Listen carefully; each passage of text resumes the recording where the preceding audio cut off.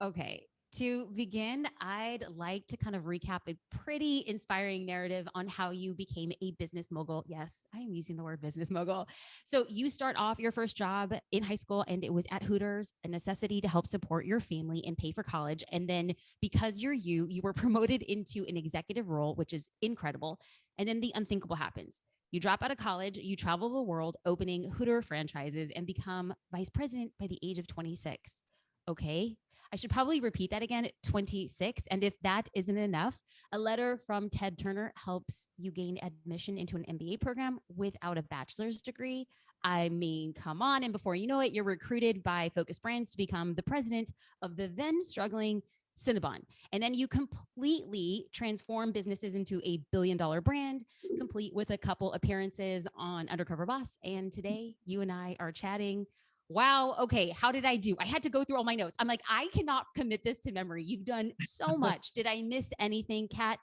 Welcome to the Jasmine Star Show. Oh, thanks so much for having me. And there's lots of stuff in between, but those were great highlights. Okay, good. And as we go through questions, please feel free to pull out the stories. I think that the narrative on how we learn how to become better business owners is often typified and explained so beautifully through personal experiences. So please, while I do have questions, feel free to riff and go on your own because you are a powerhouse.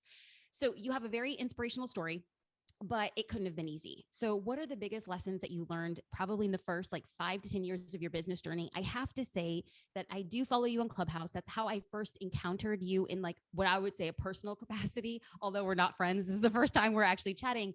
But you were talking about this instance where you were in C-suite and somebody had come in and he did not want to be, I believe at the time it was either CEO or president, and it was begrudging because he was like an heir to the company. And this person ended up keeping you out of meetings and keeping you off calendar invites and kind of shushing you and keeping you at margin that was stopping you from doing what it is you were supposed to do. So that was just one story that I committed to memory. And I thought to myself, there's got to be other things that you learned in your first like 5 to 10 years. What are a few takeaways being first working in that executive realm? Mm-hmm. You know, in the executive realm, it's evolved. I mean, in those early years, I was so young. I mean, I was typically 30 years younger than my peers. So, I'm 26, I'm 27.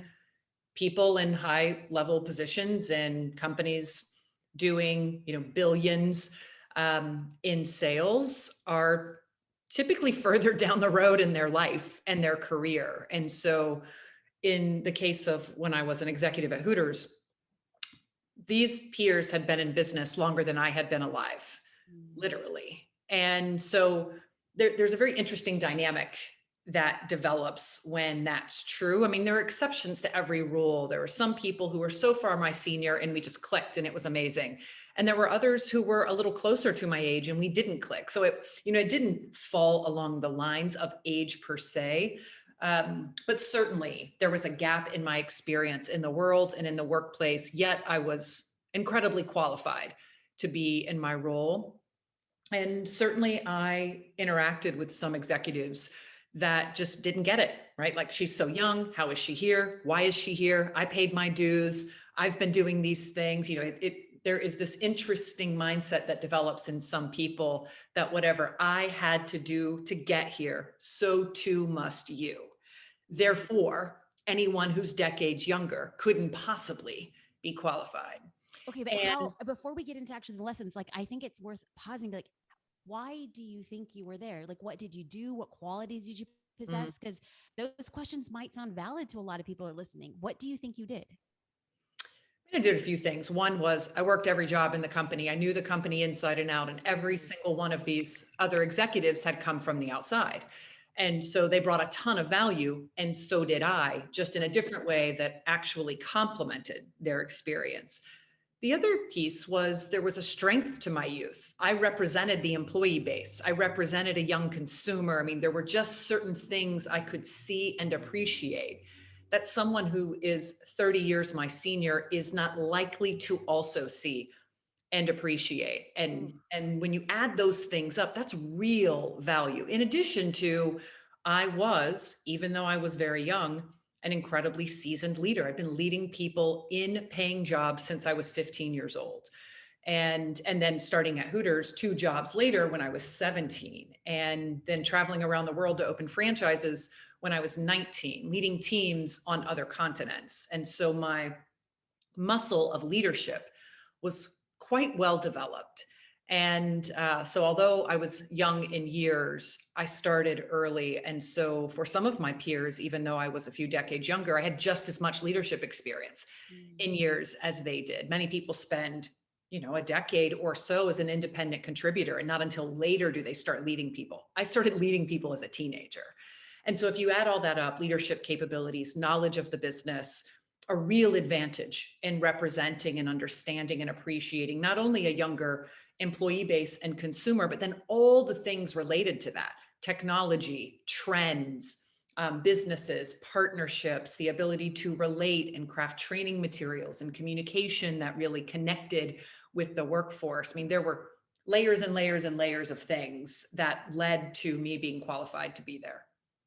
Okay, so we have a mix of listeners, but I would venture to say the vast majority of people have a very passionate, beautiful, amazing side hustle business that they're growing, but they're not quite yet into being a full-fledged, full-time entrepreneur of their own business. So outside of age, what is a lesson that you learned being led by somebody in a very positive way? And then what was a lesson that you learned leading other people? So we can talk to two sets of business owners, people who certainly are currently in a different structure being led, and then within their own structure, possibly leading others. I'll stay on the early years first. When I was 18 and I was a waitress, I was a Hooters girl. My first manager, the woman who hired me, her name is Bonnie. And I remember I was working 2 other jobs. I had 3 jobs.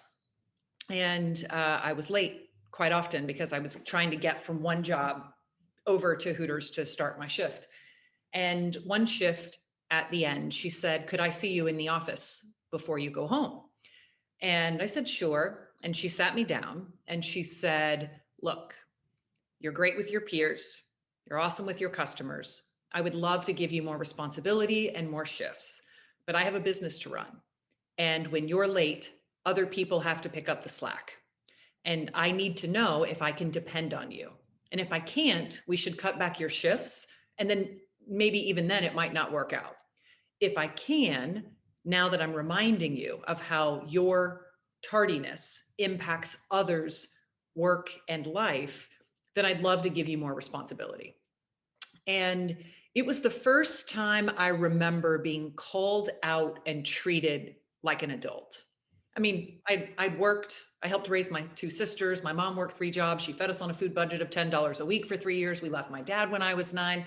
Responsibility wasn't new to me, but managing multiple responsibilities and then deciding where I would commit and the things I would need to eventually say no to or stop doing was a new thing for me. And she was the first person to lead me with accountability. And while that might not sound positive because it was her calling me out, I viewed it as positive. I mean, over time, I saw her lead in a way that was consistent. She held everyone accountable with kindness and with grace.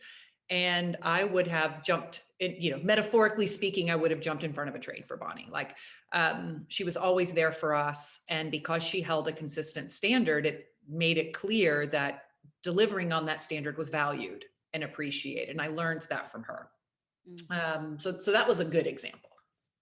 And on the flip side of you leading other people, was there a moment where you felt really proud, or was there a moment where somebody came to you and said, "I appreciate this"? Like, now being on the other side of that, leading and having that experience, is there a lesson along the way there? Well, so many. I've been leading people for a few decades, so plenty of high points as well as challenges. But one example I would give is I remember during the Kavanaugh trials in the US, Kavanaugh hearings.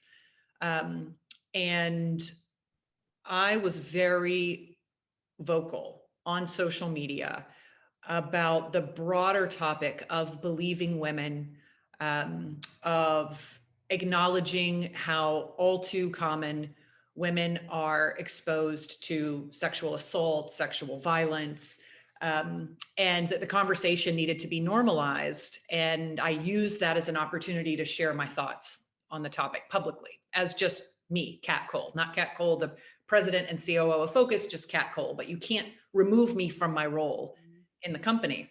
Right. And I remember that next day after I made several posts, I mean, the line at my door was longer than it had been in a while. One after another, young women coming in to tell me, thank you for speaking up. I don't have any friends in college who weren't sexually assaulted or harassed.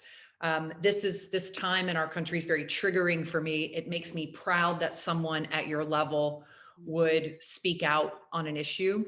And I have, I mean, innumerable times where something like that has been the case, that I have spoken up in the company or spoken out outside of the company in a way that if I had not have, wouldn't have really been an issue.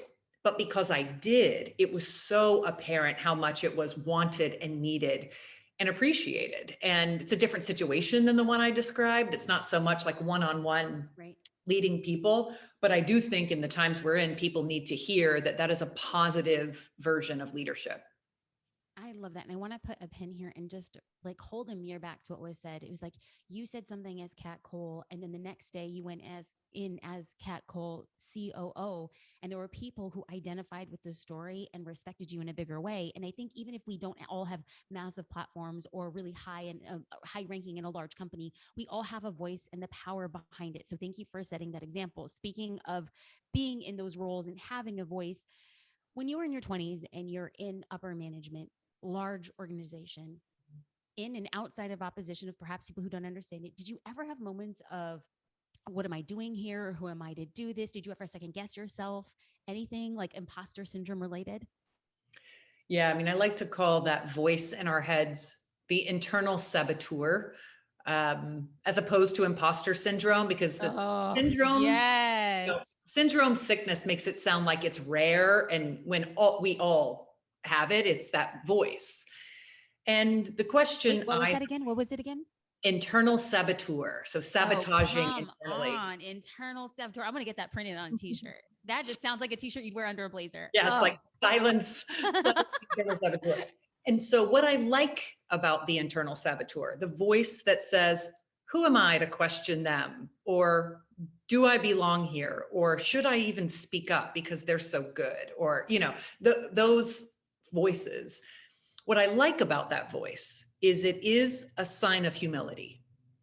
There is a beauty in that voice, right? It's the recognition that I am not everything. The dark side of it is when we let it convince us that we are nothing. And there is a space in between that when I hear it, I have to decide, should I listen to it, right? It's natural. I'm new here. I'm different here. It's natural to question my authority or my relevance to the moment or the situation. But it doesn't mean I have to listen to it. Or maybe I should listen to it and pause for a moment, take in more of what's going on, so I'm more thoughtful in whatever I say or do next. So I like to use it as a tool, not a weapon against myself.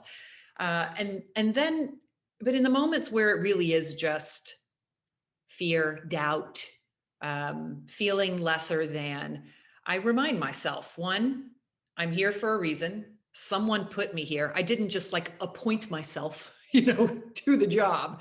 I interviewed or people vetted me and they hired me. So I didn't get here alone. And that reminder alone sometimes is enough to like snap out of it and quiet the internal saboteur. Sometimes it's just one of the things I have to think about. So of course I deserve to be here. Someone put me here.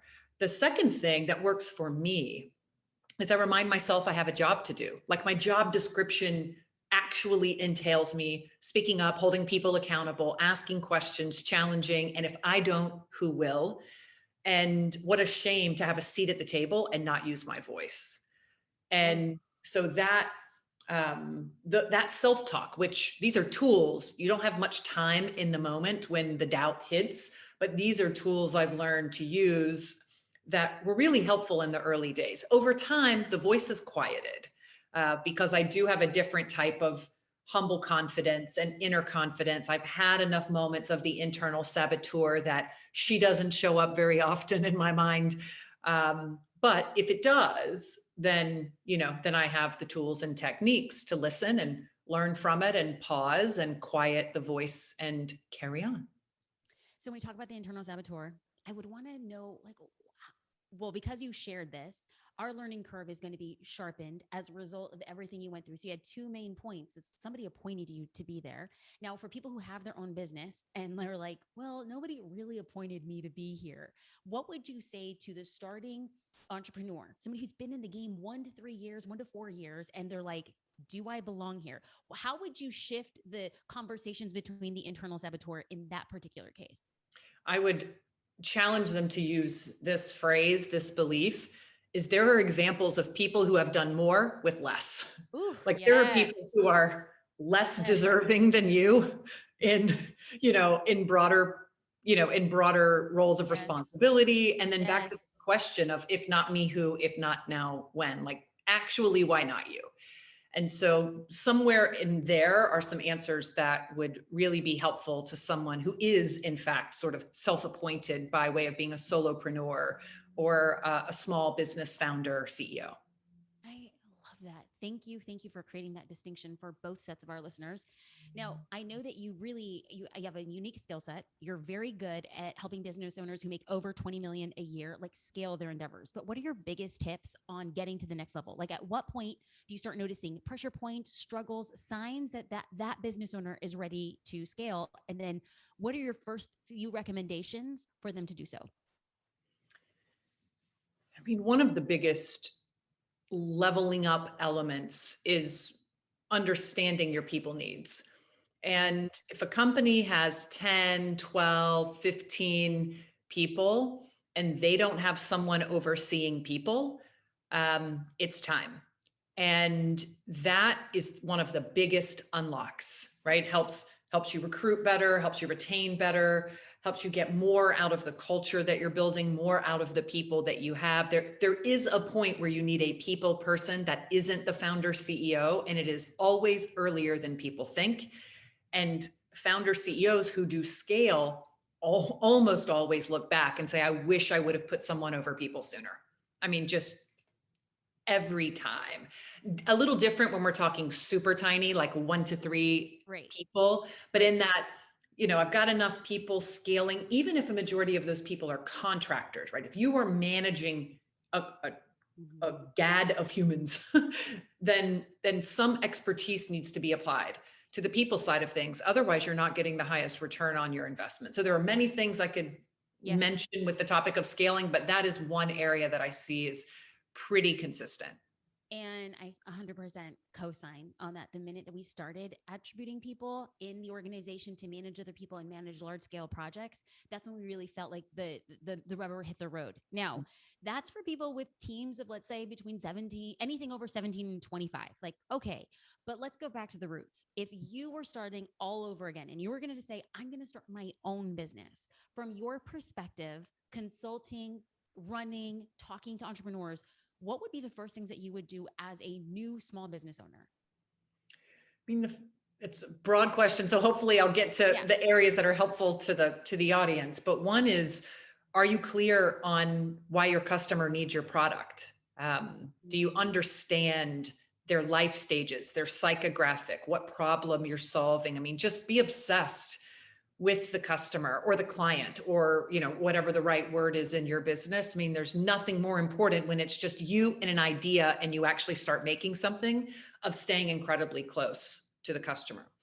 The next thing I'll keep on the people side, when you do start hiring, give them skin in the game. You want people to act like an owner, to be an owner, treat them like an owner, hold them accountable like an owner, but pay them like an owner as well.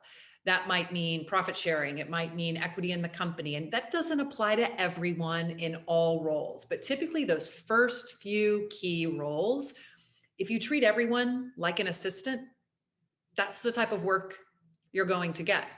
Yet there are some folks that you can hire literally as an assistant, give them ownership in the company, and they're an incredible right-hand or partner to you as that first hire. And so thinking about the connection between the business outcomes, the first few hires and the amount of care and concern given to your customers that, going back to the first point, hopefully you're staying absolutely obsessed with. Those are pretty powerful early mindsets to have. Oh, that was so good. I feel like I'm going to school. I'm going to church and I'm going to school all at the same time. This is powerful. Okay, so um I want to know that there's been a shift, I think, as social media has happened, as we all understand we're building a personal brand.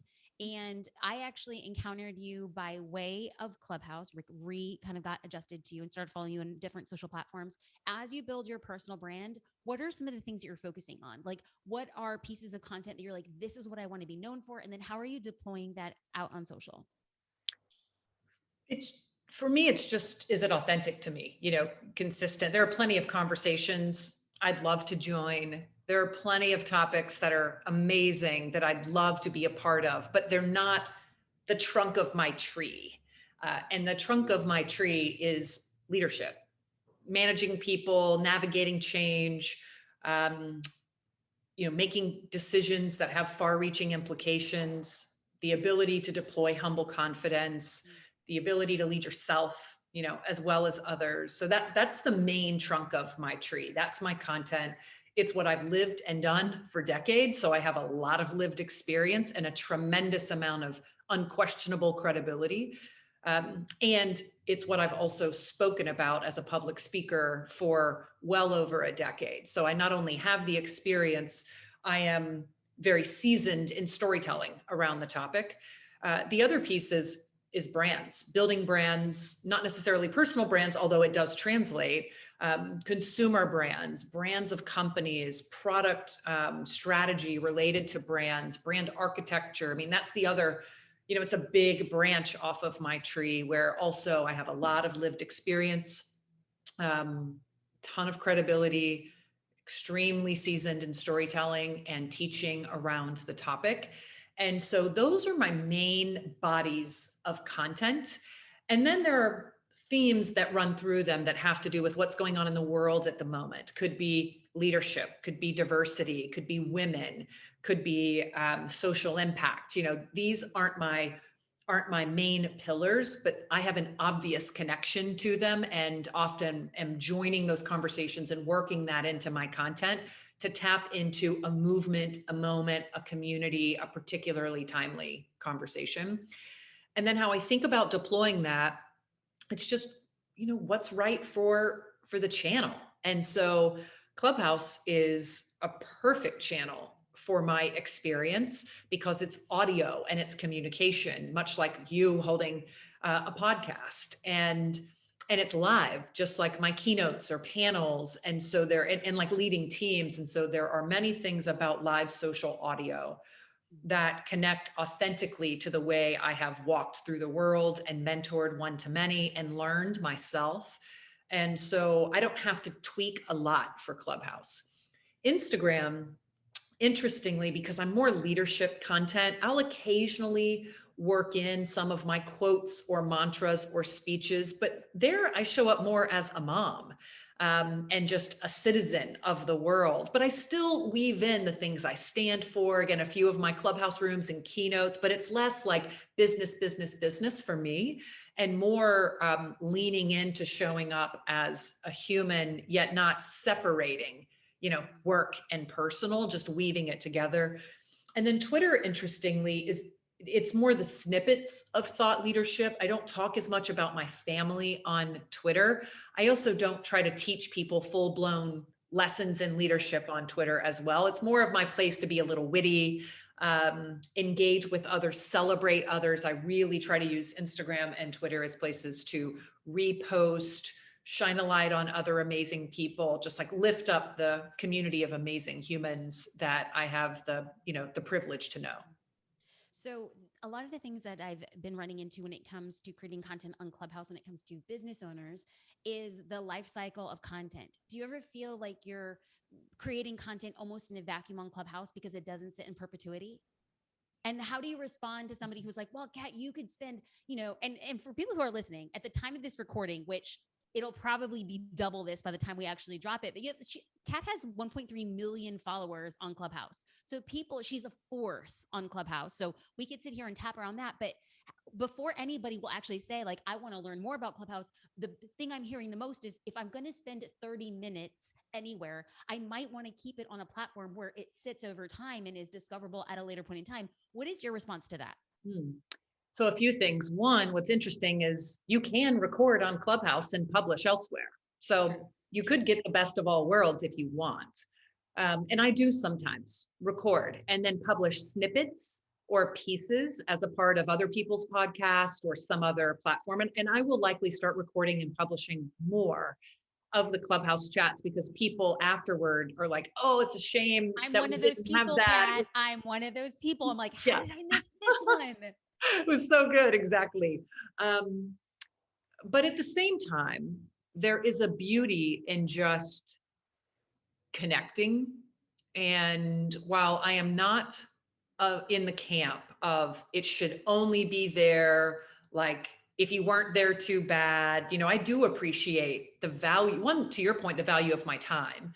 And I appreciate that recording it and publishing it can provide more reach for that message, and therefore more efficient use of my time.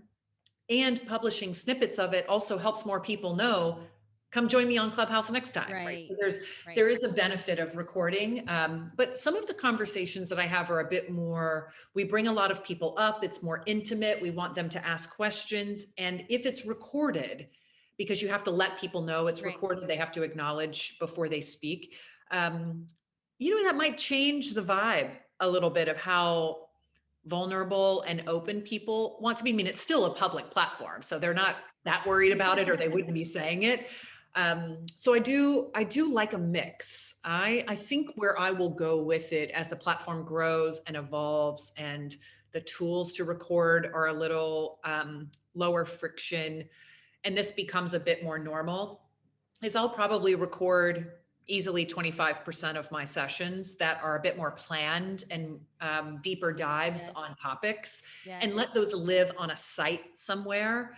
I think that is the best of a lot of worlds, and then we'll see where I go from there. Oh, that's real good. I love that idea.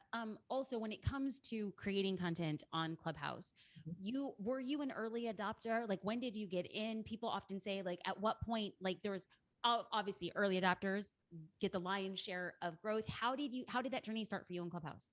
Yeah, I was one of the first few thousand. I don't know how many thousand, but I joined in May of 2020. So there was nothing. Like, there were barely any people on the East Coast. I'd start a room and it was crickets. I mean, I would get so nervous that no one would come. And then people would show up, but it was three, or four. And then it's almost like a random blind date coffee shop meeting. We're just getting to know. That's it. Like, how are you? How'd you get on Clubhouse? Tell me about yourself. I mean, that's what it was in the early days. And then as the platform grew, as tools to actually title a room, plan a room, as those things, really, You couldn't title the room. So then what was the thing that kept you going? Like, what was the vested interest in the people, the connections? I mean, one, it was peak lockdown. So just even getting to know new people while there were no more conferences. I couldn't go in a cafe. I mean, it felt like a virtual neighborhood. And it was, I mean, there were some people where it was like a virtual cafe, like your neighborhood, where it was like, good morning, Rahaf. Good morning, Julie. Good morning, Denise. I would only see them for, 20 minutes. How are you guys today? And, oh, did you see this in the news? And it was like that. And then, as it evolved, it became a bit more there. It's still that for a lot of people. I mean, the lion's share of rooms on Clubhouse are small social rooms. It's like 10 to 20 people who are talking. And then what the app is known for, these bigger names, thousands of people, titled programming, and there will be more of that. But I do believe as people come onto the platform, what I hope is protected is them discovering the magic of small interactions in addition to what is now, more proper programming in rooms. I just want to pause here and repeat this diamond is Kat is outlining the power of small connections, because a lot of the trepidation I hear from business owners is, oh, it's like 5 people showed up. I'm like, That's incredible. We would Totally. never, ever, or 15 people showed up. And I'm like, in the early days of you ever creating a piece of content, if there are 15 people who will listen to you for 10 minutes, 20 minutes, that is such a powerful piece. So let's not overlook. So Kat is saying the beginning power of Clubhouse was the small connections. And that's what she says the power will continue to be. So let's not put ourselves in a competition or a vanity metric competition of we should have 800 or 1,000 people. It's like those are great, but there's also power in small groups. So thank you for that. Now I'm totally geeking out here, but do you ever think that you're going to use badges or monetization on any of these platforms, specifically because you have such a large audience on Clubhouse? So for people who are unfamiliar and they're listening, there are platforms like YouTube and Clubhouse where you have a badge. So if somebody can pay to hear before they hear it, or like, let's say Kat just dropped mad knowledge about leadership. And I'm like, you know what? I want to pay Kat $5 for this. Like, what do you think is going to happen to the app? Do you think you're going to use it? If so, how? Like, what are early predictions? So monetization has started on Clubhouse, and the way it's showing up first, it's not for everyone because they're testing and learning, but they chose Right. hundreds of people to pilot it, a broad swath, like all over the world, very diverse types of creators, people who are more public speakers and leadership, like information entrepreneurs like me, some who are musicians, others who are comedians, some who are more like journalists, on the platform. I mean, really broad swath. And right now, what it looks like is just a contribution to your point. So it just says pay. So you could think of it as buying someone a cup of coffee. If it's a musician, you could view it as tipping. If it's someone, to your point, dropping a lot of knowledge, and you think, man, I would have paid hundreds of dollars to get into Right. an hour conference with her, and I didn't have to pay anything. Here's $10. And so people are doing that now. And that is enabled on my profile now because I'm part of that pilot group to give feedback. But I don't talk about it a lot because I'm not, asking people to tip Have me people or, have people tipped you? yeah, Oh my yeah, God, this is a full circle moment, Kat. Like you got tipped at Hooters and you're getting tipped on Clubhouse. Look at totally. that. I mean, Totally. That's all right. But I don't, wow. I don't promote it, because it's a little less relevant for my content style, where one of the next layers of monetization, outside of a micro contribution, which is what's in place now getting tested. And I appreciate it, when somebody's like, oh, here, and then I usually pay that forward and immediately go tip somebody else on Clubhouse. Oh, Like, so you know, cool. So um, cool. and $5 is like, there's no way to say it yet, but in my mind, I'm buying them a cup of coffee. Like that's what I'm Right. doing. I'm Oh, like buying them right. a cup of coffee, or So $10 is like, wow. But I've contributed $200 to someone who was doing a fundraiser in a room, and it goes to their Stripe. So I'm just oh, trusting they'll do the right thing with it. so But cool. so that think about all that can enable. Yeah. One of the next things coming is events, like ticketed events on Clubhouse. And that is So far good. more my jam, right? So good. That's like holding a conference. And instead of me needing to rent out a hotel and do all Yeah. these things, and it's tough for people to attend, I can hold a members only Clubhouse room or an invite only Clubhouse room. That's a ticketed event. Now that's not in place yet. It's just what the founders have talked about is coming. And then eventually they've talked about the ideas of things in the neighborhood of subscriptions, where it's similar to ticketed event, but it's a subscription. And then you get this unique access that is different and better, almost like a newsletter, where you've got free subscriptions and then you've got paid subscriptions. And with paid subscription, you get something more frequent, more intimate, more special.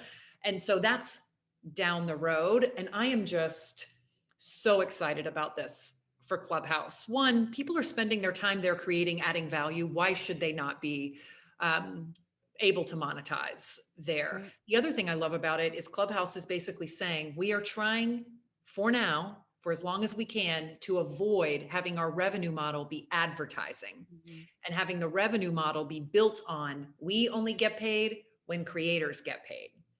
And that alignment of values and effort is really powerful. All of these other big social platforms didn't make it easy for creators to monetize until way down the road. And Clubhouse is literally starting that way. I mean, they're learning, they're exploring, they'll figure it out. It's nowhere near what it will be. And eventually there may be other types of monetization. And yes, at some point they could end up taking advertising. But every Sunday in the Clubhouse Town Hall, the founders say, we want our revenue model to be aligned with the creator economy. We want creators who spend their time, who make this platform what it is, whether they're doing comedy shows or a room where they're meowing like cats, or leading a church service, or holding an intellectual discussion, or celebrating the launch of a movie with a studio, or an NFT with an art, like whatever you're doing, if you're creating value and people see value in that, we want it to be easy for you to spend more time and have this be actually income generating, if that's what you choose. And so I am a fan. I have been a fan of this platform since the early days, even without all the great functionality it has. And I am more bullish than I've ever been on live social audio, but specifically on Clubhouse, because I'm seeing more content, more creators, and yet at the same time, continuing to see these small social rooms, and knowing that it's almost like, think of it as a big conference center or a hotel. And in one area, there's a big conference going on, and down another hall, there's a couple of smaller company meetings. And then in the lobby, there's friends meeting up, and that is what Clubhouse is becoming, but global. That's incredible. So have they openly talked about the revenue share, like what Clubhouse takes, or is that not very public? Right now, they're taking nothing. It goes directly from the giver to the receiver through Stripe. And so there's Stripe fees that get pulled out of it. But they're learning. And what I love about what Clubhouse is doing is they're saying, this is imperfect, and we shouldn't be taking a piece until we've really got it dialed in. This is part of the experiment to figure that out. So right now, Clubhouse isn't taking a chunk. So for anyone who's like an artist, a spoken word poet, a musician, if you feel that your gifts might be appreciated in an audio platform, it's a great time to be experimenting on Clubhouse. I couldn't agree more. I wish there were so many more creators who had the ability for somebody like me to buy them the virtual cup of coffee. I feel like I've gotten so much value. I feel like I've gone to the University of Clubhouse. That's how I genuinely feel. Like I have an MBA because of Clubhouse. So I would gladly buy a few cups of coffee.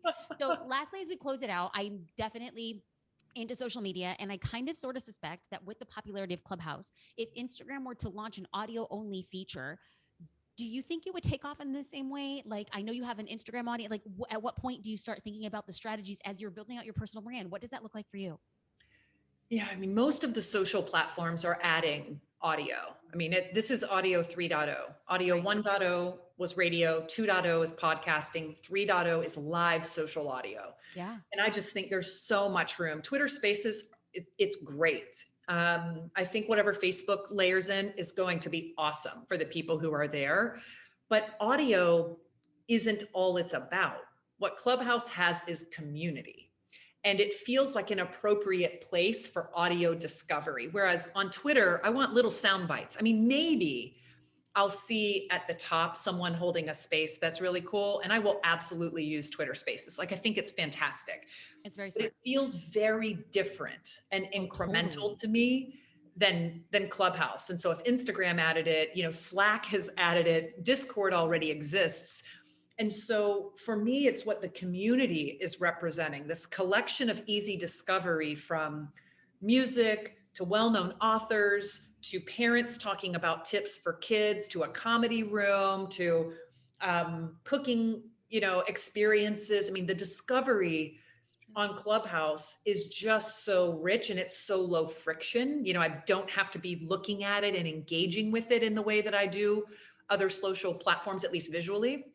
And so I just think there's a ton of room for audio. I think it's super smart for all of these platforms to experiment and layer it in. But Clubhouse is more than just a space to talk and an audio as a function. It is a community in addition to the technology. I agree. Kat, number one, thank you for geeking out with me about Clubhouse. Number two, Anytime. thank you for talking so clearly and distinctly about leadership. And also thank you for digging deep and speaking from two perspectives within an organization, within leadership, as well as identifying and empathizing with the person who's feeling at the same time, starting their own business and telling themselves that the internal saboteur will not prevail, at least not today. Tomorrow we will deal with tomorrow. Right, not today, Satan. Not today, internal saboteur with horns. Not today. Kat, how can people find all of your amazingness? Specifically, we'll start off on Clubhouse because that's where you reign queen, but as well as other things to go deep with your content. I'm in most of the places, not all of the places. So Clubhouse, certainly. Instagram, I'm Kat Cole ATL. Twitter, I'm Kat Cole ATL. Substack, I have a newsletter called Checking In, and certainly LinkedIn, where I share articles and more professional content. So join me on any of those platforms. Kat, thank you 1,000 times over. Thank you for speaking your truth, using your voice, and standing in your purpose. I appreciate you. Thank you. My pleasure. Thanks so much for having me.